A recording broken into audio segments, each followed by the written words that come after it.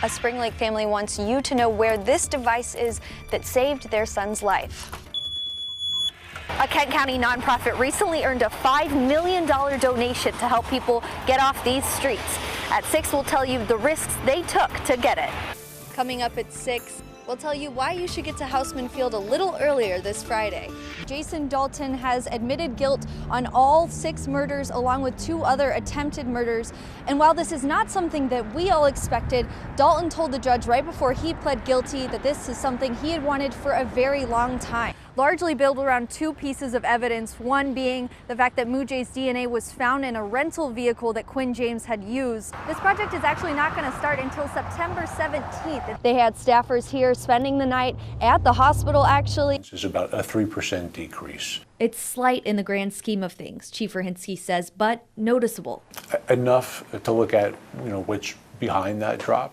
I'm glad to know that people do realize it's a problem and something needs to be done. Rahinsky attributes the drop to an incident that led to the handcuffing of Juanita Lagone's twin 11-year-old boys and their 17-year-old friend. The boys were on their way to buy a pizza. It happened last month after police were alerted to a teen in a red t-shirt with a gun. Rahinsky says the officers responded appropriately, but says it is worth explaining. I think in terms of us being held accountable to the public for why we do what we do and educating the public is really the goal here. The chief says the key to building back trust now is by getting out in the community. Ideally, I'd like us to be in a position where officers know the kids and the kids know the officers. So when we pull up to those scenes, there's an immediate recognition. Something that Lagone says should have already happened. It makes no sense that we've lived here for 10 years, same neighborhood, and the officers don't know my children. There's still no plan in place to build that relationship. They haven't gave me that option. But we want to be respectful of the mother's wishes as well. So we don't want to force it. It's got to be on their timeline. It's got to be when she decides that the timing is right. There's no reason that they should feel like they couldn't contact me. In the meantime, Lagone says the incident has changed the twins' daily life. It's to the point where most days I'm taking them to school instead of them walking to the corner to get on a school bus. It's gone. It's not uncommon for a coach and a player When I woke up, I was like, that didn't happen. to remember things differently. It's quite vivid. But when it comes to last Thursday's basketball practice, I don't even remember practice. I barely remember the day. there is nothing similar about the way Calvary Christian coach Jeff Sear and senior Luke Anhalt remember it. Have you heard what happened? Has anybody really explained what happened to you? The free throw drill. And that's that's what I know. Though it wasn't a play they planned on, I had noticed out of the corner of my eye that he was laying on the ground. it was one they were ready for. He was gone.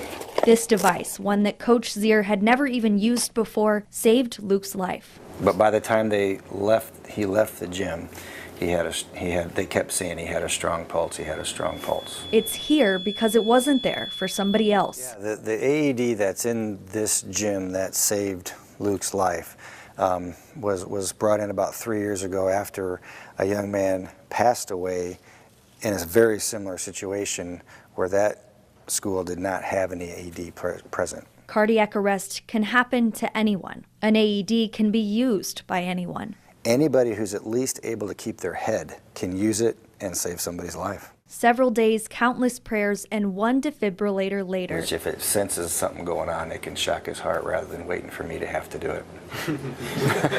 Luke can finally return home. Tired, but not too bad. Soon he will go back to life as usual, preparing for college in the fall, never forgetting that day he can't quite remember.